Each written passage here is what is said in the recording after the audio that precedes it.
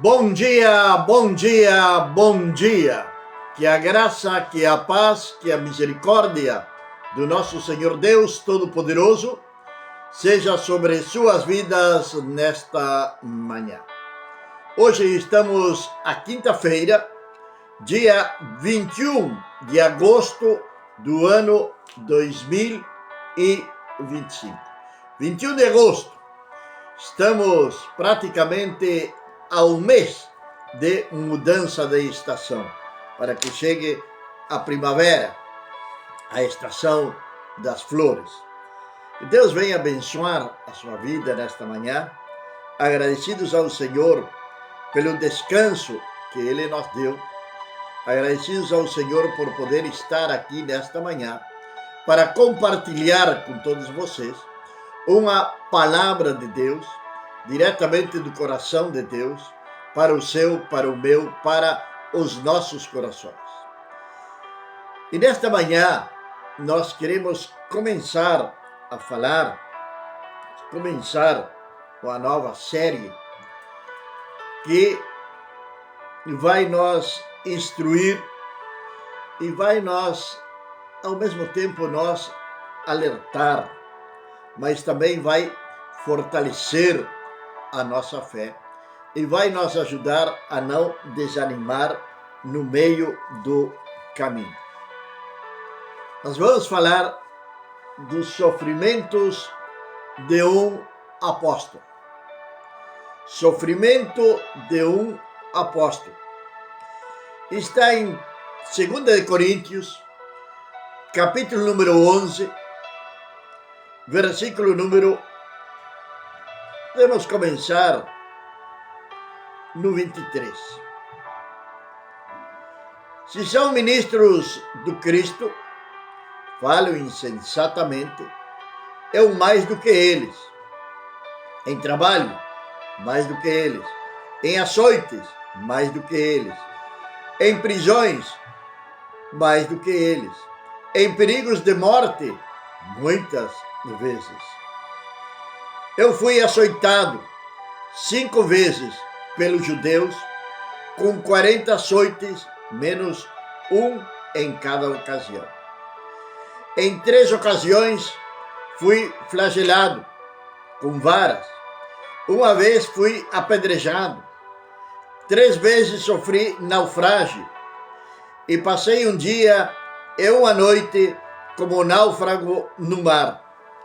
Em constantes viagens, em perigos de rios, em perigos de assaltantes, em perigo da minha raça, em perigo dos gentios, perigo nas cidades, perigo no deserto, perigo no mar, perigo entre falsos irmãos, com árduo trabalho, em fadiga, em frequentes vigílias, em fome, em sede, em constantes jejuns, em frio, em extrema pobreza, em extrema pobreza. E continua falando o apóstolo Paulo.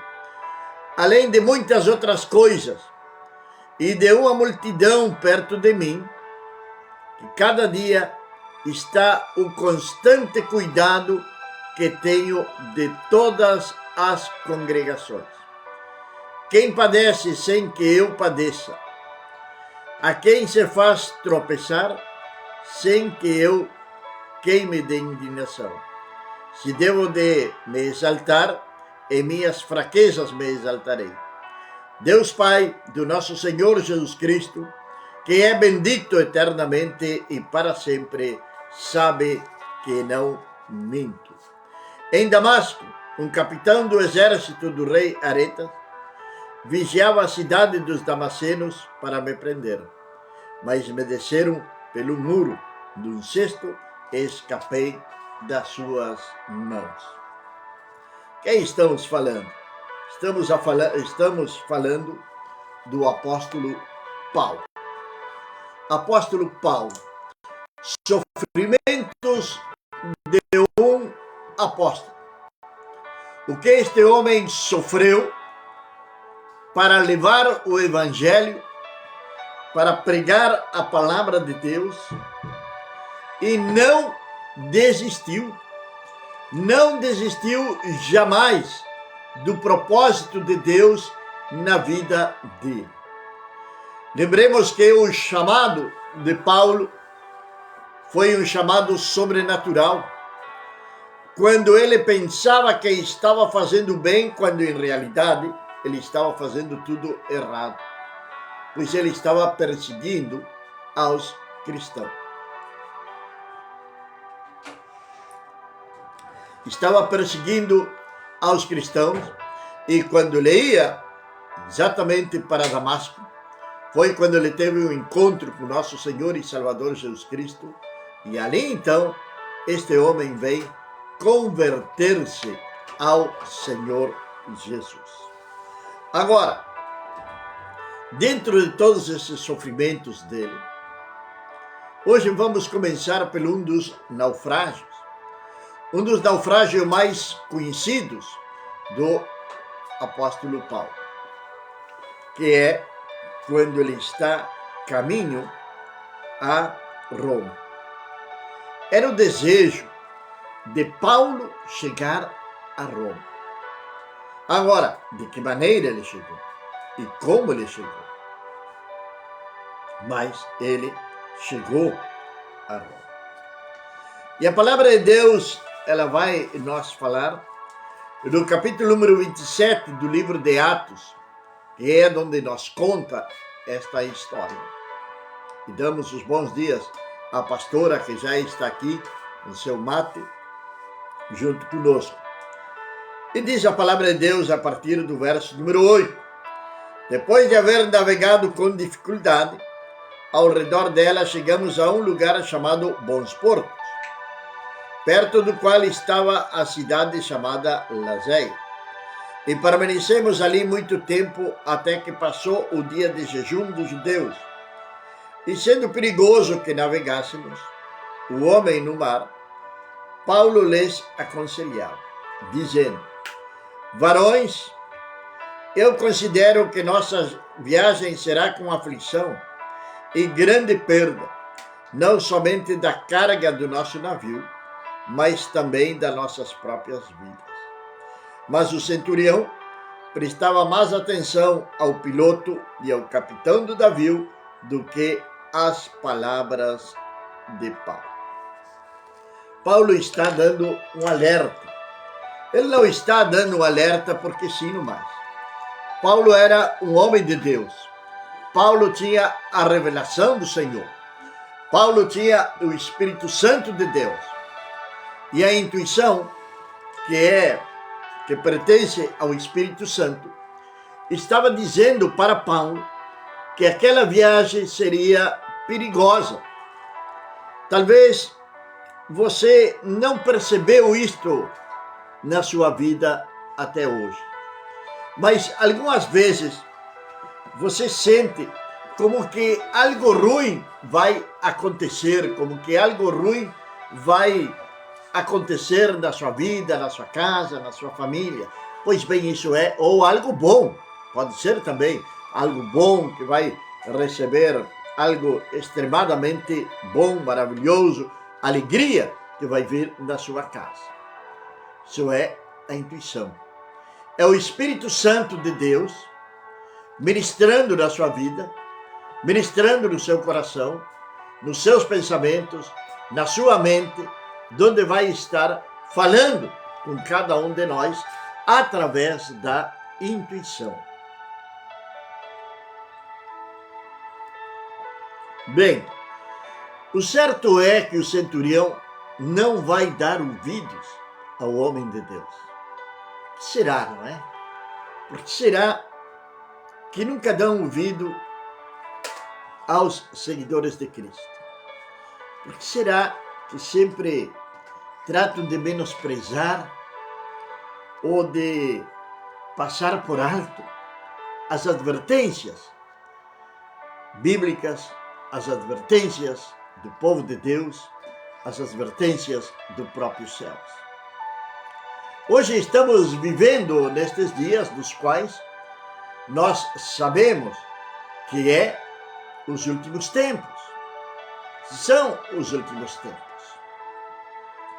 E muita coisa tem se falado, muita coisa se fala, até aqueles que não creem na palavra de Deus, que professam outra sorte de religiões, de outras crenças, que não levam a Deus,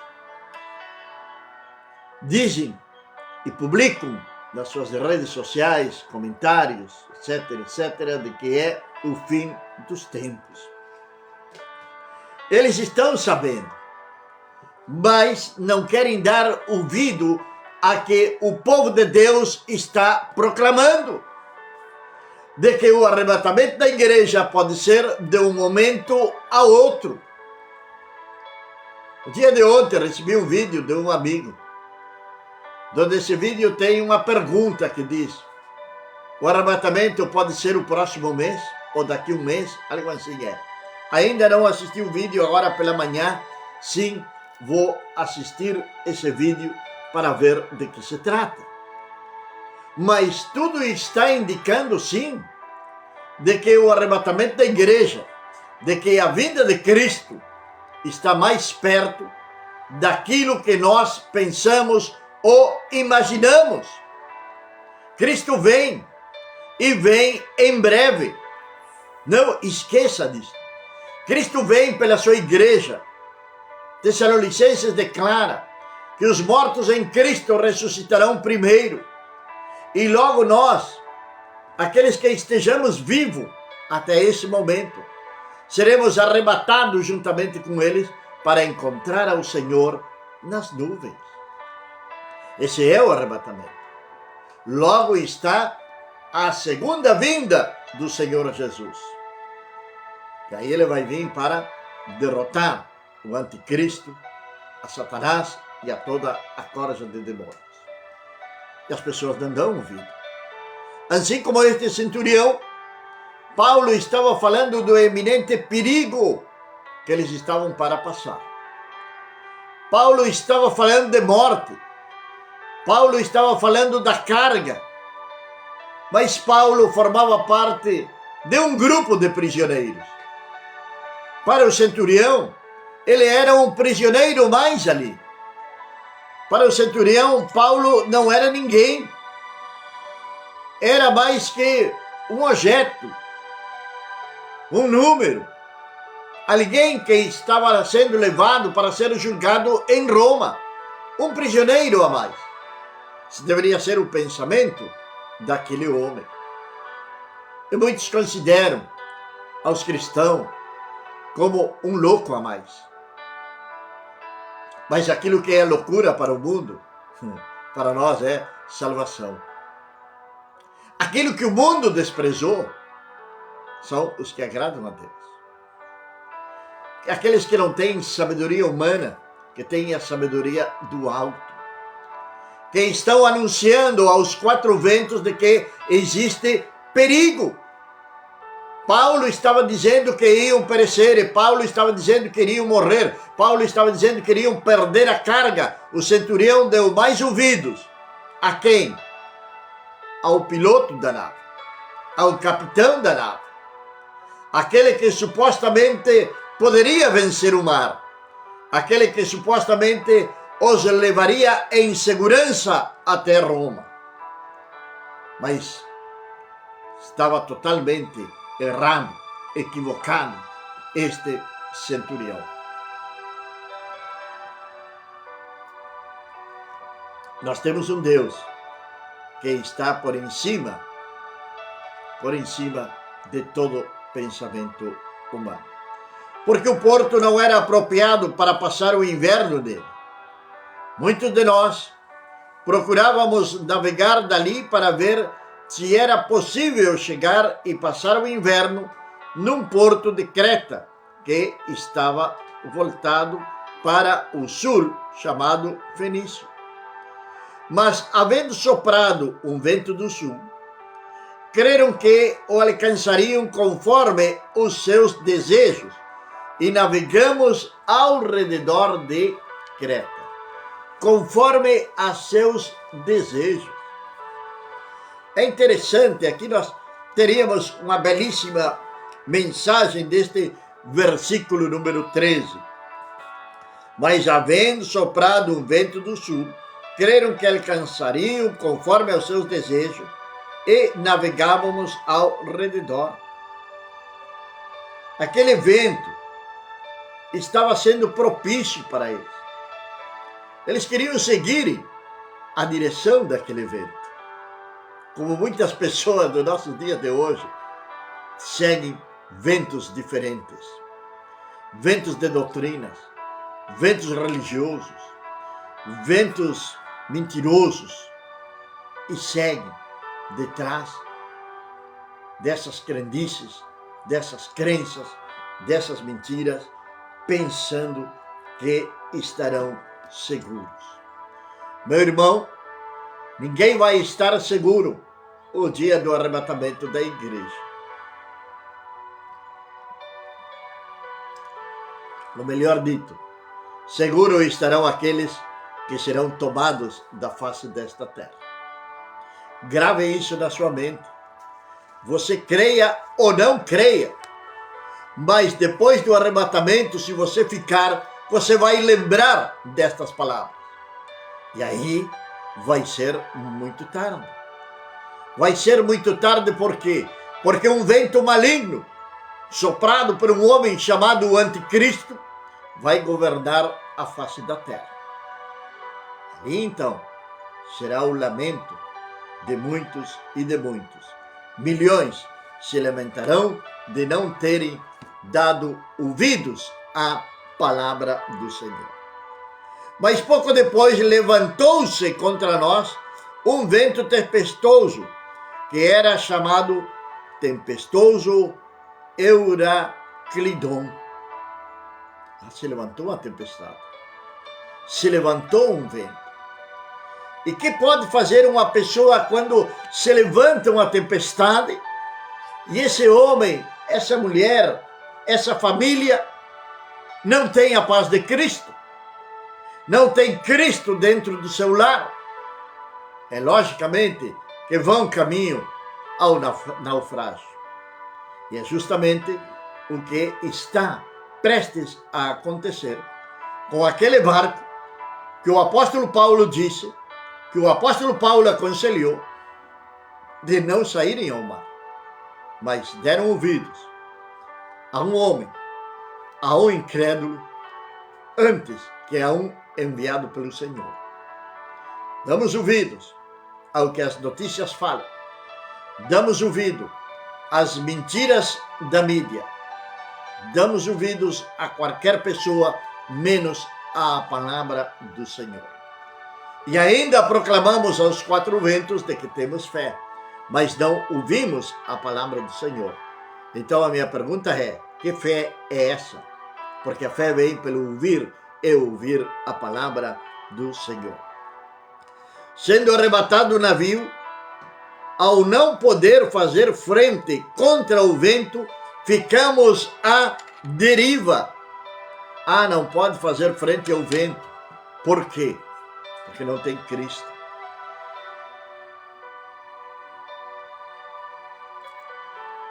Você lembra das tempestades dos apóstolos? Quando eles iam atravessando o mar da Galileia para chegar a Cafarnaum? Jesus estava ali presente para acalmar essa tempestade. Se nós não tivermos a Cristo no nosso lar, na nossa casa, nós não vamos poder calmar tempestade alguma. Mas quando digo ter realmente a Cristo dentro do nosso lar, às vezes as pessoas dizem, eu creio em Deus, mas onde está o Senhor? Que Deus você está crendo? Está crendo no único Deus verdadeiro? Está crendo em Jesus Cristo, o nosso Salvador e o nosso Redentor? Em quem você está acreditando? Que chega a tempestade e você não sabe para que lado vai, porque o Deus ao qual você está servindo não pode lhe ajudar, pois ele tem olhos, mas não enxerga. Ele tem mãos, mas não apalpa. Ele tem pés, mas não caminha. porque ele é feito de gesso, ele é feito de cerâmica, ele está num quadro pendurado. Nós estamos proclamando o Deus vivo, aquele Deus que pode te socorrer diante de qualquer situação por a qual você possa estar passando. E ao passar por uma ilha chamada Cauda, a duras penas conseguimos segurar o esquife. E quando o levantamos, o seguramos com firmeza e reparamos o navio, porque tínhamos temor. Baixamos a vela para não encalhar e assim navegamos. E no dia seguinte,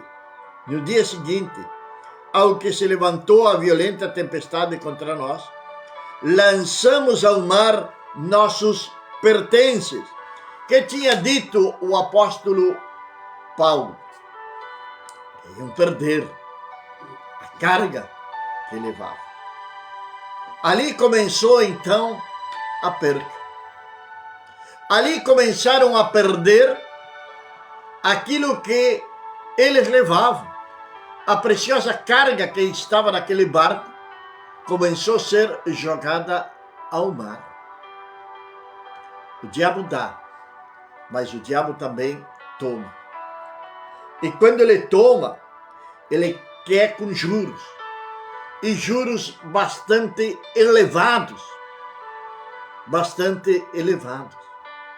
Começaram a perder. E ao terceiro dia, lançamos os utensílios do navio com nossas próprias mãos. Veja a situação, como vai ficar aquele navio. Esse navio no qual estava navegando Paulo, bem pode representar a sua casa, bem pode representar a sua família, bem pode representar isso. Você está perdendo e está perdendo muito. Ao terceiro dia, lançamos os utensílios do navio com as nossas próprias mãos. E como o mau tempo se seguiu durante muitos dias e não aparecia o sol, nem a lua, nem as estrelas, havia desaparecido por completo toda esperança de sobreviver. Às vezes as tempestades são fortes. As tempestades são extremadamente fortes sobre sua casa, sobre sua família, até sobre sua empresa, seu trabalho, nos estudos, e dá vontade de desistir, não é verdade? Por quê? Porque está faltando alguém aí nesse barco desgovernado. Está faltando homens que acreditem em Deus. Está faltando homens que clamem ao Senhor. Na palavra de Deus nós temos outro naufrágio. Não com o apóstolo Paulo, mas sim com Jonas. Onde a palavra de Deus diz que vai se levantar uma grande tempestade, mas ali era como consequência da desobediência de Jonas. Mas o que eu quero dizer é que cada um daqueles homens, daqueles marinheiros profissionais, a palavra de Deus diz que oravam aos seus deuses e nada acontecia. Até que foram lá buscar a Jonas, a causa do problema. E quando Jonas deu a indicação e eles obedeceram aquilo que Jonas disse, que era de lançá-lo ao mar, a tempestade calmou-se. Talvez você até sabe por que razão está existindo uma tempestade na sua casa, na sua família, mas você não quer abrir mão. Você não quer abrir mão da causa da tempestade, do vento feroz que tem se levantado. E você sabe que você é o culpado ou a culpada, mas simplesmente não quer se reconciliar com Deus, ou não quer, ou não deseja reconhecer o seu erro. Então vai perder tudo. Aquele barco começou a ser esvaziado. aquele barco começou a ser esvaziado. Já perderam toda a esperança de sobreviver. Não perca a esperança. Não perca a esperança de sobreviver. Porque há um Deus do céu que se interessa por você. É um Deus do céu que se importa por você. Há um Deus do céu que deseja falar com você. Há um Deus do céu que quer ter o encontro com você. Há um Deus do céu que quer colocar você no lugar de honra.